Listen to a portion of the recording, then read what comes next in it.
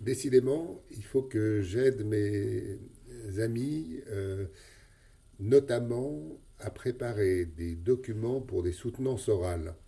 Alors, hier, j'ai assisté à une soutenance orale à AgroParisTech et l'exercice qui était demandé par des collègues, pas par moi, était que les étudiants fassent une présentation en 10 minutes exactement. Et invariablement, les présentations duraient plus que 10 minutes. Alors, il y a une règle, voilà, elle n'est pas difficile. S'il y a 10 minutes de présentation, il y aura 10 diapositives, un point, c'est tout. Et c'est seulement quand on saura très bien faire des présentations orales qu'on pourra se permettre de faire différemment. Donc, la règle, on la garde, on l'applique, 10 minutes, 10 diapositives, 20 minutes, 20 diapositives. Bon. Alors, il faut ajouter que la préparation d'un document de soutenance, ça doit prendre très peu de temps à condition d'avoir une bonne méthode. Et cette bonne méthode est la suivante. Alors, je la prends sur un exemple qui est d'expliquer que la gastronomie moléculaire et physique, c'est une science de la nature. Voilà. C'est pas de la cuisine, c'est pas de la technologie, c'est une science de la nature. Alors, voilà ce que je veux expliquer. Donc, j'ai droit à 10 minutes, donc je vais ouvrir un éditeur de texte que voici. Voilà. Ici, je prends mon éditeur de texte. Et là-dessus, je vais mettre 1, 2, 3, 4, 5, 6, 7, 8, 9 et 10. J'ai droit à 10 diapositives. La première diapositive, ça sera nécessairement le titre, avec les logos, enfin tout ce que vous voudrez. La deuxième, ça sera nécessairement la table des matières, en anglais table of content, le sommaire, le plan. Il faut annoncer ce qu'on va montrer pour que les gens soient avertis et qu'ils puissent nous suivre. Je ne rentre pas dans le détail de la soutenance elle-même, mais voilà comment doit être la deuxième diapositive. Et puis, l'avant-dernière, ça va être conclusion et perspective. Voilà. Et la dernière, ça va être les références.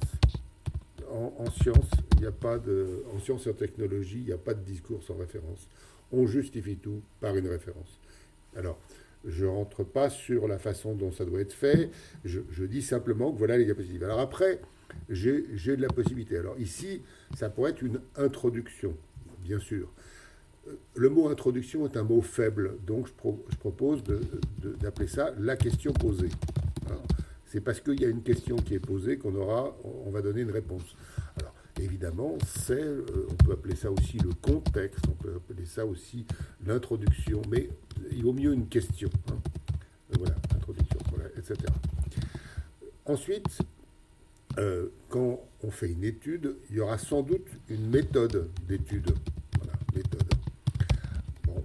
Et puis, pour faire une étude expérimentale, il y aura du matériel, par exemple. Alors ensuite, il y aura nécessairement des résultats. Bon. Voilà. Mais alors, à la fin, il y aura une discussion. Voilà. Ce qui est bien que je peux peut-être avoir résultat 1 et résultat 2. Voilà. Donc ça, c'est fait, c'est bien, c'est propre. Ça ne m'a pas pris longtemps. Je sais que c'est ça que je vais devoir présenter. Alors maintenant, il faut que je fasse le document PowerPoint. Donc, je vais ouvrir un nouveau document présentation, donc PowerPoint, que voilà. Je ne veux surtout pas de masque, parce que les masques, tout ce qui est dans un PowerPoint doit avoir un sens. Ces masques n'ont pas de sens. Donc, je ferme tout de suite ça, et j'ai un titre, une image. Voilà. Alors, un titre, il y aura un titre, voilà. Et puis ici, il y aura plutôt une image qu'un titre, donc je le laisse comme ça pour l'instant. Si vous voulez de la couleur, vous avez le droit de l'en faire, par exemple, en mettant de la couleur sur le titre. Voilà. Alors, on va mettre ici, on va faire comment? On va aller dans caractères, et puis les effets de caractères, je vais dire de la couleur. Alors, en quelle couleur je le veux? Moi, j'aime bien le bleu. parce que c'est une couleur chaude, voilà, et qu'elle est colorée. Bon, alors est-ce que je le mets en gras? Est-ce que voilà, voilà. Alors, je vais fermer ce document-là parce que j'en ai déjà préparé un, et c'est celui-là qu'on va regarder, donc j'enregistre. Le voilà, celui que j'ai préparé. Alors, on le voit ici. Donc, il y a une dizaine de diapositives qu'on peut balayer comme ça, voilà. Et pour chacune, il y a bien un titre, une image. Alors voilà le titre en jaune sur fond noir. Le jaune sur fond noir, c'est un grand contraste, ça se lit bien, ça fait de la couleur. Bon, je ne suis pas sûr que ça soit très extraordinaire, mais peu importe. Et puis là, j'ai deux images, ça peut être les logos, par exemple. Bon, la deuxième, alors là, on a encore un titre, une image, sauf que l'image, c'est le plan. Mais le plan est devenu plus gai, en quelque sorte. Bon. J'observe qu'en bas à droite, il y a le folio. Le folio, on dit le numéro de diapositive ou le numéro de page dans un texte, le folio. Et il y a ça permet à ce que nos amis, nos auditeurs, puissent, à la fin de la présentation, nous dire ah, mais diapositive 2, vous avez dit que. Bon. Et puis ensuite, on continue. Un titre, une image. Donc, mon effort va être de trouver des bonnes images. Alors ici, par exemple, je veux trouver une image pour dire que les sciences de la nature, c'est-à-dire la physique, la chimie, explorent les mécanismes des phénomènes. Bon, ben, quand j'ai tapé dans Google explore les mécanismes des phénomènes, voilà ce que j'ai trouvé. C'est bien l'image d'un savant à la Renaissance qui va essayer de comprendre le monde. Alors, c'est amusant parce que cette image en particulier, elle nous permet de voir pourquoi la science était révolutionnaire. C'est-à-dire qu'à la Renaissance, il y avait la Bible, point. Et ce qui n'était pas dans la Bible, c'était faux. Et donc, ça a été un acte extraordinairement audacieux d'essayer de comprendre le monde. Ce qui a permis ensuite de dire, ben, Dieu a donné deux livres, la Bible et la nature. Et donc, les croyants ont considéré qu'il était bon d'aller explorer la nature, puisque c'était essayer de comprendre le message de Dieu. Voilà. Alors, je continue. Un titre, une image. Ici, il y a un texte. Je ne vais certainement pas lire le texte. Ça serait trop ennuyeux, trop long. Il n'y a qu'une chose qui compte, c'est cette partie de texte qui est là, que je pourrais d'ailleurs mettre un peu plus visible, par exemple, avec une couleur rouge, voilà. Est-ce qu'il y a assez de contraste? Oui, il y a du contraste, c'est bien. Je pourrais le surligner. Bon. Et puis, donc ce texte, il n'a pas pris longtemps à trouver. Hein. Je vais continuer avec un titre, une image, un titre, une image, encore deux. Enfin, il y a deux images, il y a une petite illustration, mais voilà la vraie image qui est le texte ici. Hein. Et puis, on va continuer avec cette image qui va demander une explication. C'est-à-dire que quand je vais faire ma présentation orale, il faudra que je passe par les étapes 1, 2, 3, 4, 5 et 6. Donc je vais dire, par exemple, bon, les sciences de la nature explorent les phénomènes, c'est ce qu'on a vu. Les phénomènes, c'est quoi? Ben, par exemple, c'est le ciel est bleu, c'est un phénomène.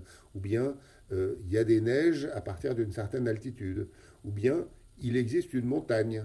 Il n'y a pas des montagnes partout. Donc voilà pourquoi y a-t-il une montagne. Alors si on veut étudier par exemple la montagne, ben, on va étudier l'élévation en fonction de la distance au sommet. Enfin, on va tout mesurer, comme il était dit dans la diapositive précédente. On obtient des tableaux de nombres. Ces tableaux de nombres, on les groupe numéro 3 en équations. Et ces équations, on les groupe en théories, en introduisant des notions. Et puis ces théories, elles vont avoir des conséquences expérimentales testables, numéro 5, et on va faire des expériences pour les tester. Donc, c'est ça que je vais raconter au moment de la soirée. Et donc, j'ai rien besoin de préparer, puisque tout est dans l'image, en quelque sorte. Alors, qu'est-ce qu'il y aurait dans la diapositive suivante? Ben voilà, un titre, une image. Donc là, je dis, ben, cette méthode des sciences de la nature avec cet objectif, ça a fait l'objet de la gastronomie moléculaire physique. Et puis, j'explique que les sciences, ce n'est pas la même chose que la technologie ou la technique. Et puis, finalement, je situe bien la gastronomie moléculaire. Alors là, je vais prendre du temps encore pour montrer la gastronomie moléculaire à cet endroit-là, là au centre, qui est à l'intérieur des sciences des aliments, mais qui relève de la physique, de la physico-chimie et de la physique, et puis qui a des applications à droite. Voilà, toujours avec le numéro. Alors, je fais observer maintenant qu'il y a autant de blancs à droite du disque qu'en dessous. Ça s'appelle des blancs tournants. Voilà. Et tout ça est très facile à lire, facile à découvrir. J'ai rien besoin de préparer, j'ai pas besoin de me faire des notes, de lire des notes. Je décris pour mes amis l'image que j'ai faite et je termine avec ma liste de références. Voilà. Avec ça, je pense que on peut faire une présentation PowerPoint en, allez, 1 heure, tout compris. Hein. Le plus long, ça va être de trouver les bonnes images. Souvent, quand il y a un travail expérimental, les images, on les a déjà, parce que c'est un graphique qui a été produit, ou bien si on fait une présentation de recherche bibliographique, c'est par exemple une page d'ouverture d'un journal, ou bien un schéma qu'on a pris dans un article. Bref, il y a lieu d'être rapide, efficace, en appliquant des règles simples et surtout pas en faisant des choses compliquées qui vont prendre un temps infini et qui vont être en gros de la communication mais pas du contenu. On se rappelle qu'en science, mais en technologie, les gens ils vont se focaliser sur le contenu. Si on dit polysaccharide, il faut savoir ce dont on parle. Et donc c'est le temps qu'on va utiliser, on va l'utiliser plutôt pour ça, pour distinguer que les polysaccharides, c'est des polymères, que ces polymères ont un certain nombre de monomères. Ces monomères, ils doivent être en nombre supérieur à 10. Enfin, du contenu, des choses qui sont des choses de contenu. On se débarrasse de tout ce temps inutile et gênant, finalement, de mise en page. Voilà, on fait très simple et très efficace.